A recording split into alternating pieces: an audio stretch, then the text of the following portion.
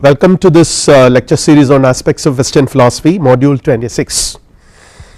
This lecture is trying to outline the philosophical contributions of one very important and even when you measure it in terms of contemporary relevance, in that way most important, I would say, philosopher Karl Marx. We can actually approach Karl Marx philosophy from 2-3 directions. One is to see him as continuation with the great philosophical tradition in Germany, Kant. Then from Kant, the idealistic tradition is taken to a different heights by Hegel, but there is one important aspect about Hegel's philosophy. He is addressing a particular problem, the problem of alienation. He is trying to respond to this problem, and as we have seen in the previous lecture, he outlines the development of the spirit, the phenomenology of the spirit, or the development of the spirit as a historical process which begins from consciousness and proceeds to self consciousness, and from there culminates in reason. And in this way Hegel would try to overcome the problem of alienation, where the individual self or individual mind realizes that it is a manifestation of the universal mind. So, all differences, all contradictions are overcome at that stage, the final stage of reason, where the ultimate synthesis of infinite with the finite takes place. That is Hegel. But we can see that there are so many aspects of Hegel which we would find reappearing in Marxian philosophy, but in a different way. As he belongs to the left Hegelian group, he tries to provide an interpretation of history which is totally different from his predecessor Hegel. While Hegel was trying to spiritualize reality, Karl Marx, he retains the historical approach of Hegel, but he is trying to provide a materialistic account. He is trying to provide a materialistic account of history. So, that is something which we are going to examine in this lecture, the historical materialism, where the materialistic conception of history is outlined, which would be followed by a discussion of the base structure and superstructure division which he maintains in his philosophy, and ultimately we will try to see in this course the development of history, the development of social history of man would explain the different stages, and which according to Karl Marx culminates in classless society. That is what we are going to see in this lecture. So, we will begin with an examination, a brief outline of the materialistic conception of history and its important concerns. Number 1, as I have already mentioned, it is addressing the problem of human freedom and alienation.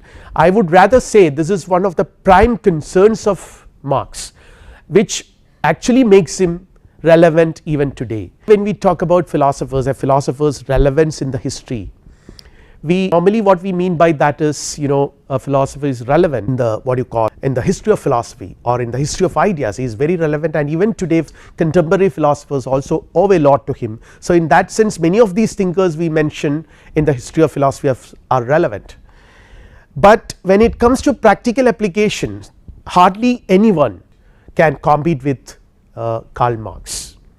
Marxian philosophy is not just a philosophy for contemplation, it is a philosophy of action, it is a philosophy of practice, and it is a philosophy that ultimately aims at transforming the world, or even in that sense reality. So, that is the importance of Karl Marx, as he famously stated once.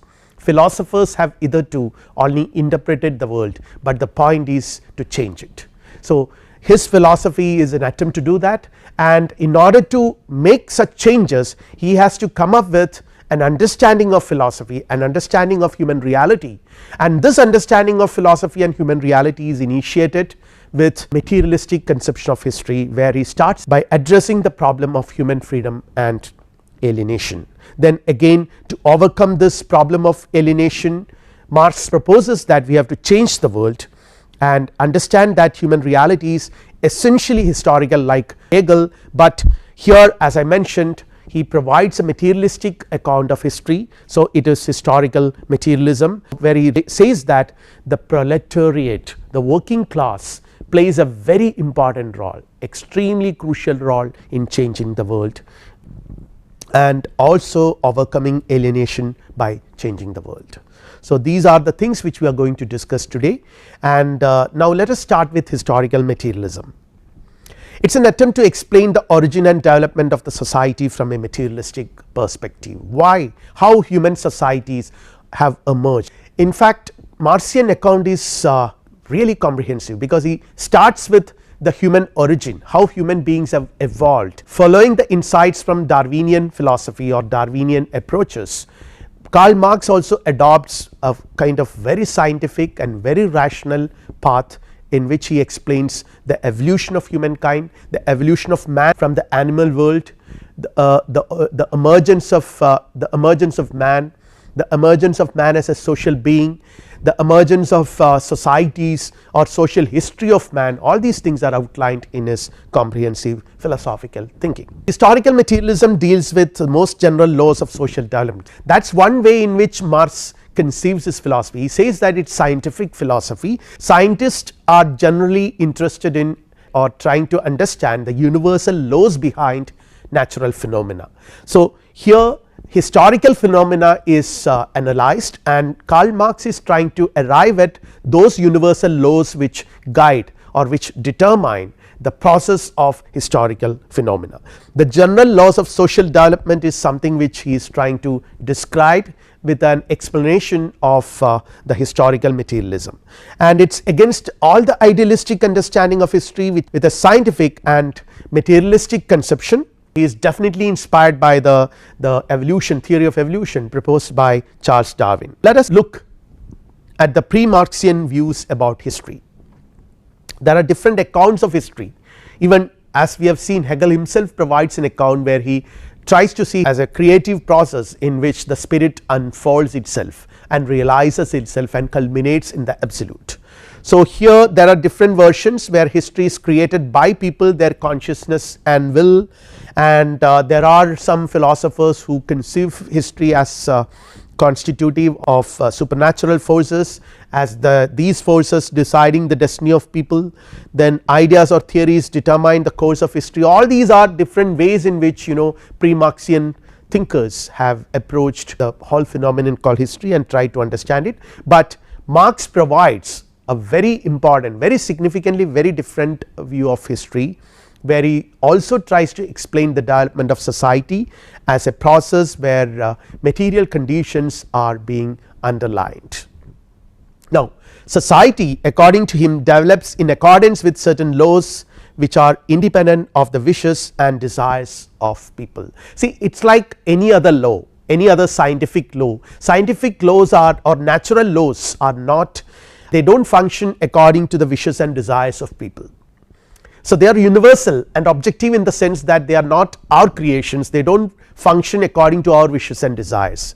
So, when Marx tries to introduce his conception of history or his philosophy, which he says is scientific, he is also searching for such universal objective scientific laws that are independent of the wishes and desires of people, that would guide the development of society or the process of social development. So, development of society can be seen as a process of social production. That is the most important aspect of Marxian approach. It is a process of social production from human evolution, from the apes to the complex society or social formations. He is trying to outline this history. So, what is it? The process of social production, what happens is that men came together and enter into definite relations that are indispensable and independent of their wills and desires. So, this is at the crux of Marxian understanding of social development. He identifies labor and production as extremely significant and extremely important aspects of human reality, and then he tries to show that this activity of production is essentially a social activity where people have to come together, and as society develops, there is a lot of cooperation between people is needed, and as a result production becomes social production, where people have to enter into definite kinds of relationships, different kinds of relationships, and these laws according to which they enter into such kinds of relationship with each other, with nature and with various things and artifacts are not something which happens according to their wishes and desires, they are independent of their will and desire. Now what is it? Here let us look at Darwin's theory and the Marxian appropriation of this theory, or the appropriation by Engels, another very important thinker in the development of Marxism. So Charles Darwin had stated that he tried to provide a scientific explanation for man's origin. In his theory of evolution, he traces man's origin to the animal world, as all of us know that we have our predecessors in the animal world, the apes, and this provides an account of the discovery of the law of development of organic nature, how in a creative conflict, in a creative interaction with nature and surroundings, different organisms, different species, different animals evolved, and ultimately the evolution of man with consciousness. So this is what Darwin was trying to do with his scientific explanation of the origin of species. Friedrich Engels, though in principle accepts this, he further takes it and explains how labor plays a key role in the origin of man. So this is the Marxian contribution to the theory of evolution, theory of evolution of species, evolution of man. So recognizing the important role played by labor, an account of the scientific discovery of the law of development of human history. So what he says is, our ancestors learned how to make use of their front extremities for simple operations which are prehensible functions, the differentiation of hand from foot, the emergence of labor. So that state is very important in the history, the evolution of man, the human species. Suddenly they realize that the hands can be differentiated from the foot and can be used for different functions. You can handle something, and with hand you can do certain things, it is a tool now, and since you can do certain things you need greater brain hand coordination. This becomes a necessity. In order to use the hand as a tool you need greater contribution, greater sharpness of the brain. So gradually brain also developed, and then ultimately consciousness developed, and since you can use your hand for doing several things, you can have a social life, you can come together, all kinds of social developments also follow. So this is how the process of evolution is being further described by the Marxian philosophers, the differentiation of hand from foot. This brought people closer together and stimulated mutual assistance and joint activity, and later insights to the natural laws governing life, which ultimately led to the development of sciences and other technological activities which actually were responsible for human civilization. Again it is a process of reacting to nature in a certain way. So there are different stages, let us briefly outline them. The differentiation of hand from foot, which I have already mentioned. Erection gait is a very important state where this differentiation happen, that you can really get up and stand on your two legs, and where you do not have to support your entire body with your two hands, and the two hands are free now, you can use it as a tool. The emergence of labor and production, people coming together out of and together with the labor process, emergence of language, like when people come together they would start interacting, and in that process of interaction language develops, and with language consciousness emerges, and the conditions of separate useful actions also evolve. Now a little bit on labor and production. Specialization of a hand, where you can employ it like a tool and make changes in nature. You can hold certain things, you can throw, you can make changes in the world with your hand, and this is a very important stage in the process of evolution. And a specific human activity called production actually becomes relevant in this context. So historically, genetically, this evolution process is very important, and production plays a very important role in taking it further. People come together and cooperate. So this is what is called social production. This is a quote from Karl Marx. On the right hand side you would see a model of a spider web. So Marx says, the spider conducts operations that resemble those of a weaver, and a bee puts to shame many an architect in the construction of her cells, but what designates the worst architect from the best of bees is this, that the architect raises his structure in imagination before he erects it in reality. At the end of every labor process we get a result that already existed in the imagination of the laborer at its commencement. He not only effects a change of form in the material on which he works, but he also realizes a purpose of his own. So it is something which comes from inside of the laborer. So the production or labor, production activity is where something which is internally there in imagination, which is already existent, is being materialized. So in one sense we can say that the essence is being materialized in the process of production. So that is why labor or production plays a very important role in Marxian philosophy, and it is very closely associated with the notion of speech, and then from there to consciousness. So this is what Engels says, I quote, "Labor and speech were the two essential stimuli under the influence of which the brain of the ape gradually changed into that of man. Hand in hand with the development of the brain went the development of its most immediate instruments, the senses." So everything, speech, senses, everything developed, which ultimately led to the evolution of man as the intelligent creature he is today. So here these are some of the interesting aspects of the materialistic conception which Marx is trying to initiate. It is different from other conceptions of materialism. For example, there is a notion of metaphysical materialism where philosophers would argue that matter determines consciousness, and idealism on the other hand as just an opposite view where consciousness determines matter, and dialectical materialism where matter determines consciousness, which in turn influences matter. So it is a creative, interactive, dialectical process that Marx envisages. Now it is this conception which is associated with the notion of alienation, which Marx conceives as the most significant philosophical and material worry of humankind. Overcoming alienation is the greatest human task which Marx is trying to achieve or accomplish with the help of his materialistic understanding of this reality, particularly human reality. Now objects of labor, what do you mean by objects of labor?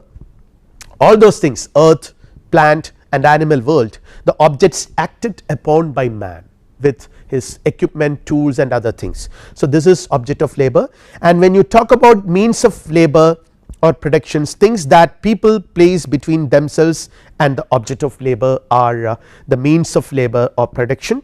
They are instruments of labor like axe, saw, lathe, machines, etc. We are trying to outline the components of production of material wealth.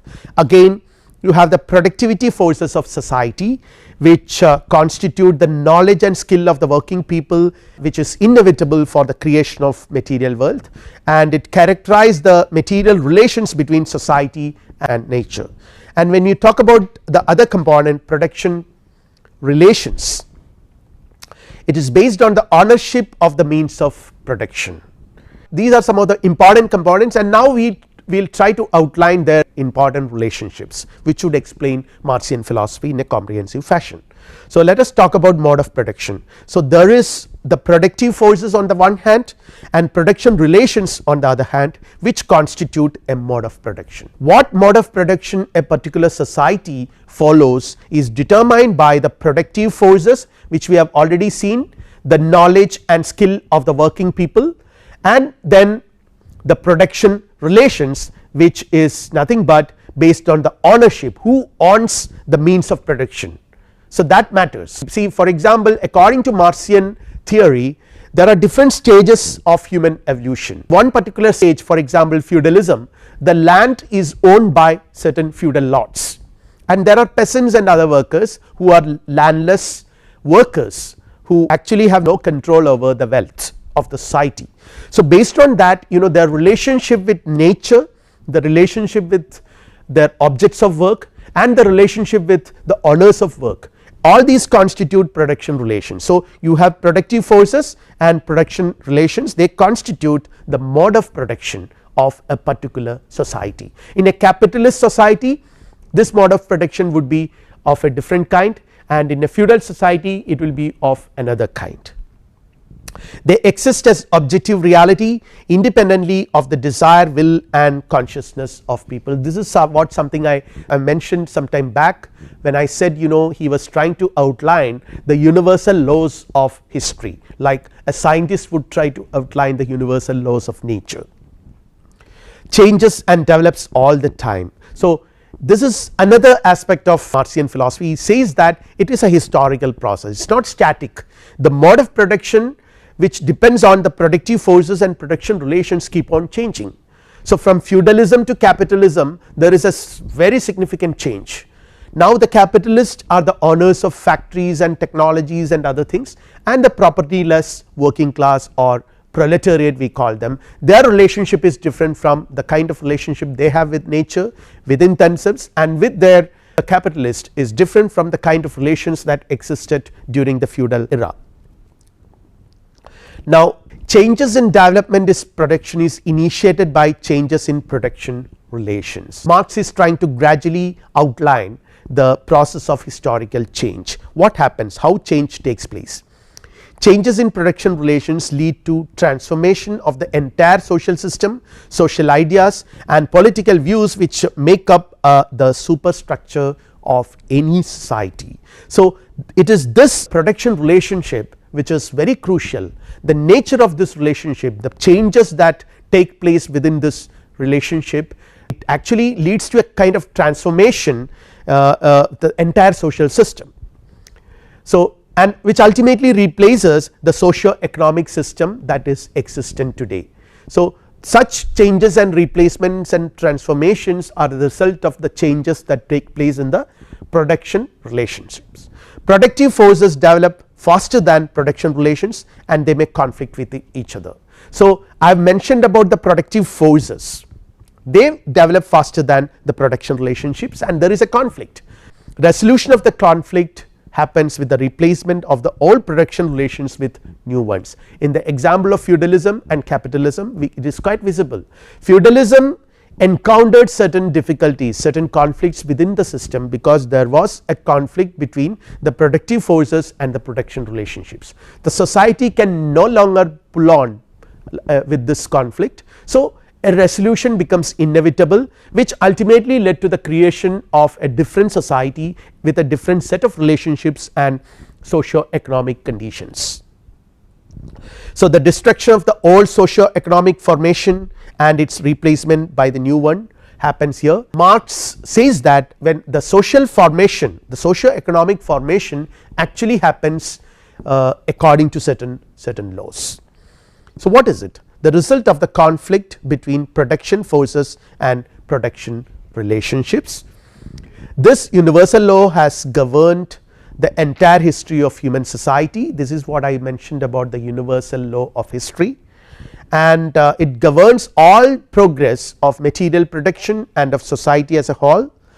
And there are, according to the Marxian view, 5 socio-economic formations, which starts from the primitive, communal, slave owning, feudal, capitalist and communist. So this figure will outline it. It on the bottom you can see the primitive communal system which encounters certain inner conflicts, and as a result there is this revolution take place which leads to the next one, slave holding.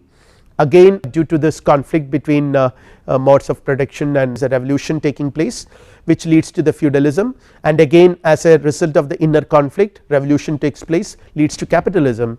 And now at present we are in this stage, and Marx envisages that this will further lead to communism as the result of a revolution. But then this stage is very important, because when Marx composed his works, the capitalism was emerging in Europe, and many European nations have already witnessed rapid industrialization. He thought that the evolution to the next stage with a revolution, it needs to be initiated by the working class. So that is where he thought the proletariat or the working class plays a very important role.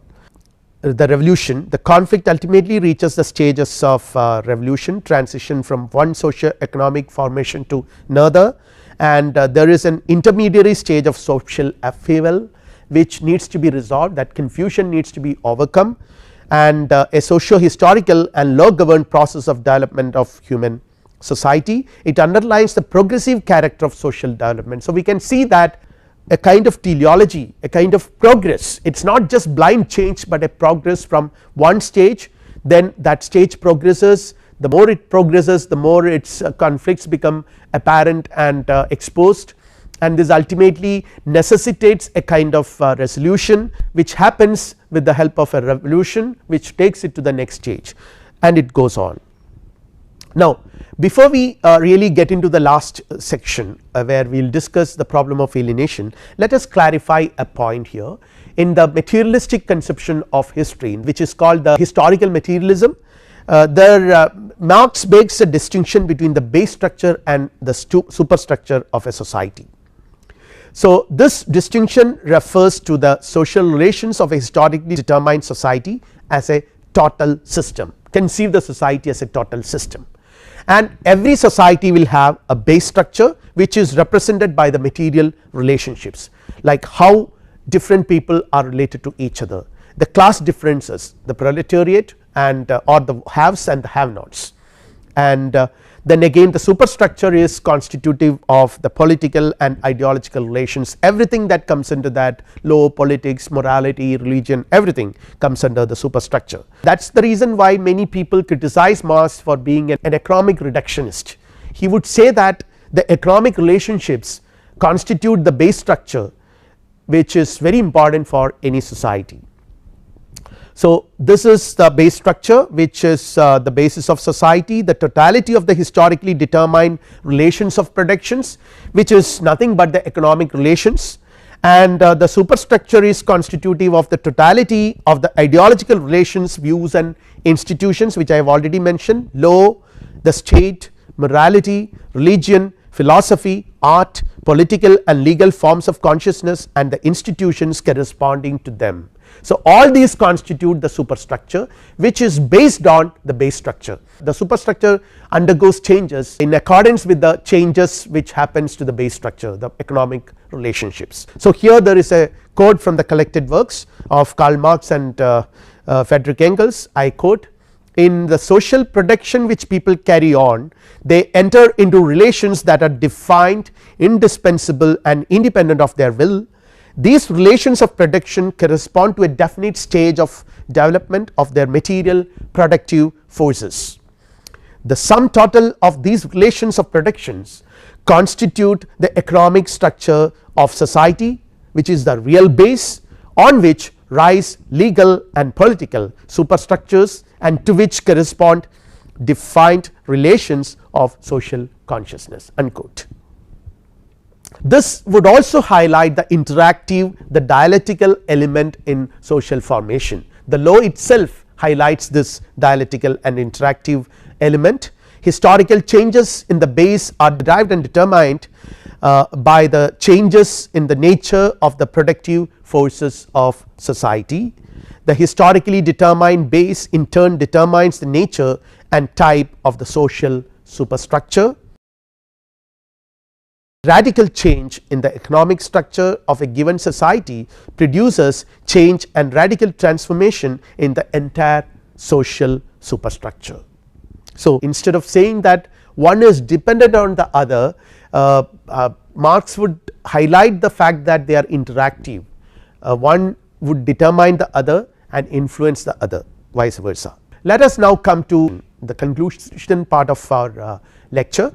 I would try to highlight two important things here: the problem of overcoming alienation and the role played by the proletariat class in this process. As we have seen, from primitive communism to the modern communism, particularly the stage in between capitalism and communism is something which Karl Marx says we have to act.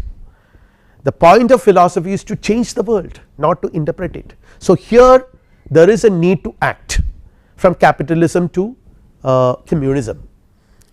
We have to change the society because this social system is essentially exploitative, which takes away freedom from a huge number of people, the proletariat. So, we will try to see that the idea of class struggle, which is again at the center of Marxian theory, explained as a source of social development. Karl Marx would see the entire history of humankind as a struggle between two classes, haves and have nots. So, the notion of class and the concept of class struggle is at the center of Marxian philosophy. So, the production relations are explained in terms of class relations as well, haves and have nots, and the two classes have different relationships to the means of production. Those who have, those who possess the means of production, they own it, they own the means of productions, but those who do not have, the proletariat class or the working class, have no ownership over the means of production, they are just selling their labor.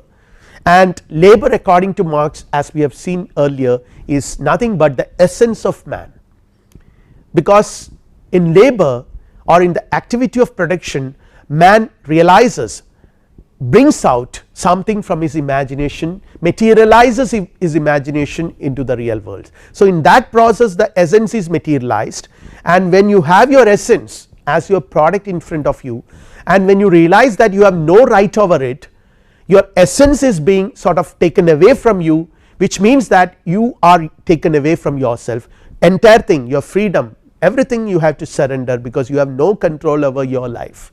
So, this according to Marx is a miserable philosophical worry, it is a miserable situation which needs to be overcome. This is what he means by alienation.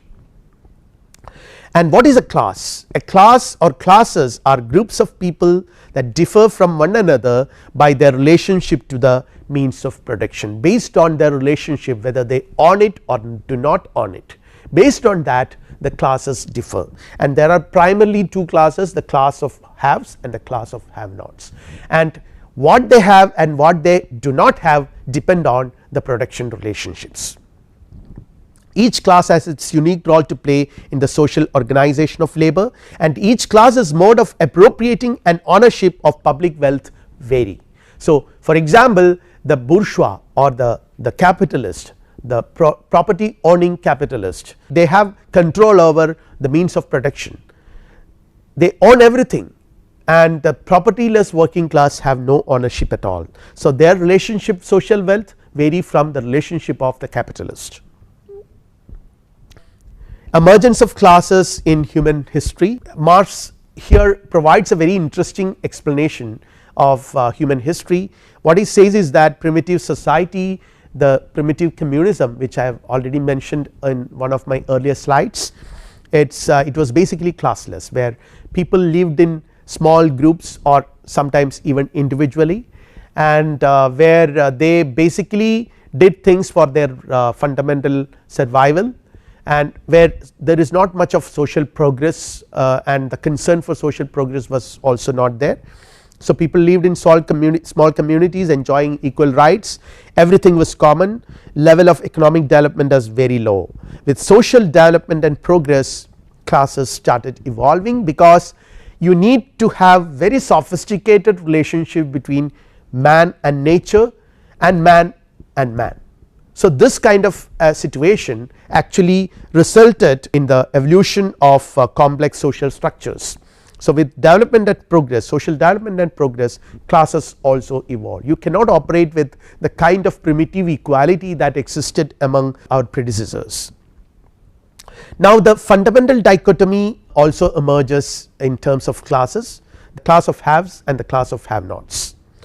And in capitalism, between the capitalist who own the property and the industrial houses and the factories, and the proletariat or the working class who are propertyless, the struggle between them, the struggle to overcome alienation. So, Marxian attempt is to explain this relationship between the property on capitalist and the propertyless working class. It is a kind of exploitative relationship. The proletariat are always exploited by the capitalists in this situation, and there is a struggle, and there is a conflict between them, because they are increasingly becoming aware of this exploitation, and there is a conflict, and as a result of conflict there is a necessity for a resolution of this conflict, which Marx thought needs to be supplemented by ideas of alienation. because the real problem is not exploitation, the real problem is alienation, and to overcome alienation, once you overcome alienation, you can overcome the problem of exploitation as well.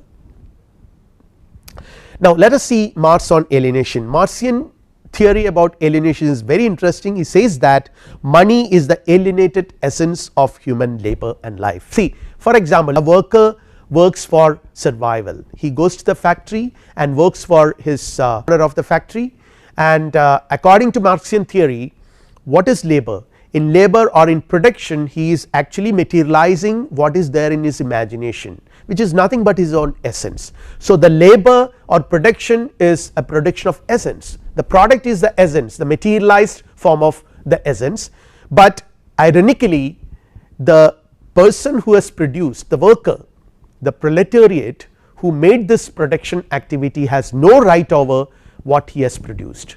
So this product, which is actually his essence, is taken away from him, it remains over against him as alienated essence, which actually challenges him because it is going to be taken away from him, and this he is forced to do this because he is actually selling this for the sake of money to the capitalist.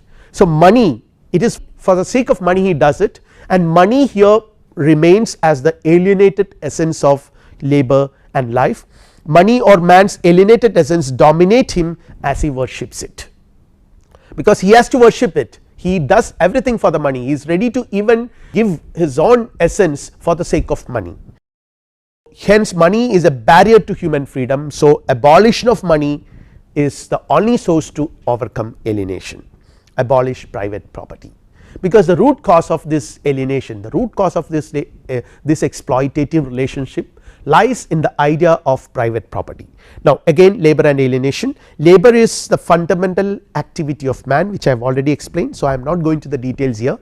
The way man obtains the means of subsistence by interactions with nature, and the rest of living creatures there is no interaction. I have already explained this with the quote of Marx, where he compares human labor or human production with the bees or a spider's weaving skills, but that is not labor, that is not production, that is quite following a natural instinct.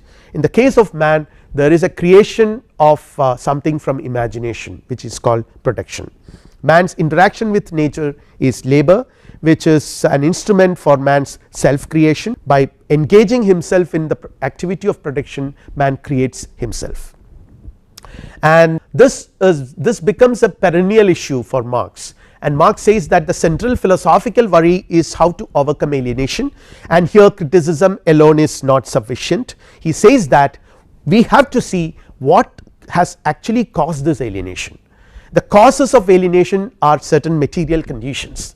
So in order to overcome alienation, you have to actually overcome these material forces which created alienation, and these material forces which created alienation needs to be overthrown by material forces, another set of material forces which is supplied by the laborers, the proletariat class.